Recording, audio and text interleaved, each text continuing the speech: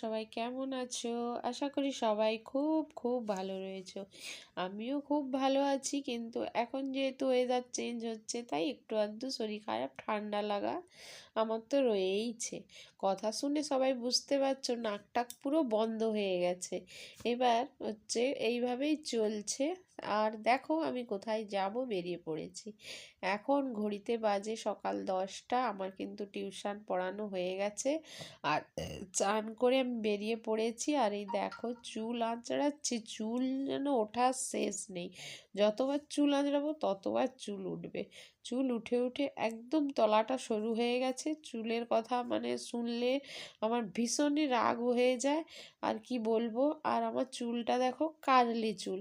মাঝে মাঝে ইচ্ছে করে চুলটা একটু স্ট্রেট করি। এখন সব ইউটিউবাররা চুল স্ট্রেট করছে, আমারও কিন্তু খুব ভীষণ ভীষণ ইচ্ছে করে। কিন্তু বন্ধুরা, ইচ্ছে করলে উপায় নেই। আমার এত ঠান্ডার ধাত, এত ঠান্ডা লেগে যায়, আমার শ্বাসকষ্ট আছে, এলার্জি আছে, যার জন্য আমি চুলে কিছুই করতে পারবো না। মাঝে মাঝে চুল, এই শীতকালে তো চুলে শ্যাম্পু করাই বন্ধ করে দিয়েছি। তাই জন্য চুলটা স্ট্রেট করতে ইচ্ছে থাকলেও করতে পারি না। তো চলো আজকের নতুন একটা ব্লগ নিয়ে চলে এসেছি। এখন রেডি হচ্ছি, ডাক্তার বাড়ি যাব। আমার তো ঠান্ডা আছে উপরন্তু আমার ছোট ছেলেটার এত শরীর খারাপ, এত শরীর খারাপ যে কি বলবো। কয়েকদিন বাবদ ওর ভীষণ জ্বর হয়েছে। ওর বৃহস্পতিবার থেকে, আগামী বৃহস্পতিবার থেকে জ্বর হয়েছে। আর আজকে হচ্ছে সোমবার, আজকে ডাক্তার দেখাতে যাচ্ছি।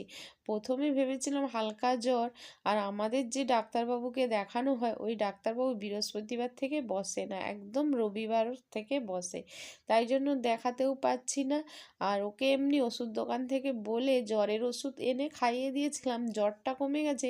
কিন্তু এত শরীর দুর্বল, আর কফ কাশি এত হচ্ছে যে বাচ্চা বিছানা থেকে উঠতেও পারছে না। স্কুল টুল সব বন্ধ হয়ে গেছে।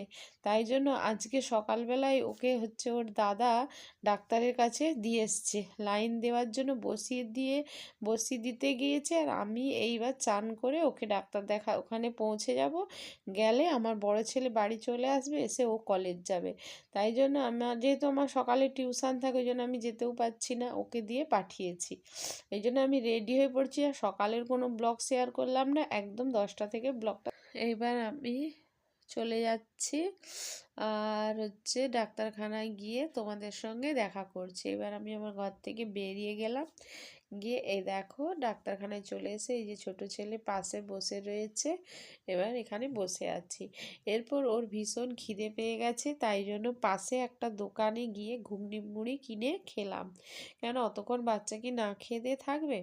আর আমাদের ডাক্তার দেখানো হয়ে গেছে, বাড়ি চলে এসেছি। বাড়িতে এসে রান্না বান্না আর তোমাদের সঙ্গে কিছুই শেয়ার করতে পারিনি।